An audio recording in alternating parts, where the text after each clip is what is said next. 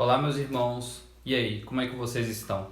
Hoje eu venho trazer para vocês uma palavra que se encontra no Evangelho de Lucas, capítulo 4, versículo 42 e diante. Eu vou ler a palavra.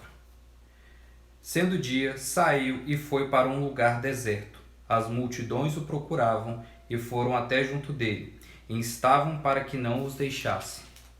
Ele, porém, lhes disse: é necessário que eu anuncie o evangelho do reino de Deus também às outras cidades, pois é para isso que fui enviado. E pregava nas sinagogas da Judéia.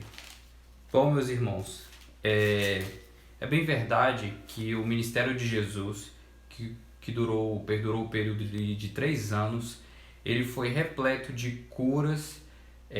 Por onde Jesus andava, a gente via paralítico andando, cego vendo, surdo ouvindo. E por causa dessas obras maravilhosas, as pessoas o seguiam, certo? É importante citar que nem todos seguiam Jesus por causa da sua doutrina.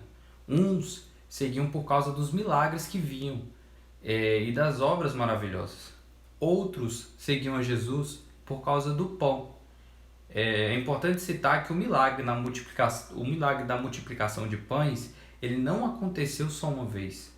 Por quê? Porque todo aquele que segue a Jesus, ele não, a palavra nos resguarda que ele não vai perecer por fome, porque é Jesus quem o sustém.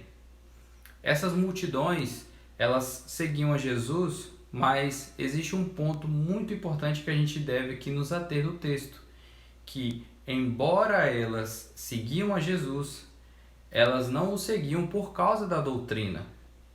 Lá no Evangelho, indo um pouco mais à frente, lá no capítulo 9, versículo 18 de Lucas, Jesus ele questiona os apóstolos quem ele era, ou seja, o que a sociedade dizia a respeito dele.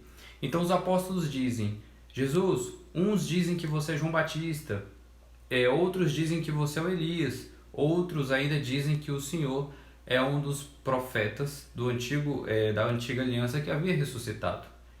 E aí Pedro, ele se vira a Jesus e diz: mas Jesus, tu és o Cristo, o Filho de Deus. Jesus, tu és o Cristo, o Filho de Deus. Aquelas multidões que seguiam a Jesus não sabiam disso, porque elas seguiam Jesus com outros propósitos. E trazendo isso para os dias atuais, existem pessoas e, na verdade, multidões que seguem a Jesus por causa do pão e por causa dos milagres. Entenda, isso de fato Jesus operava, certo? E eram milagres de Jesus.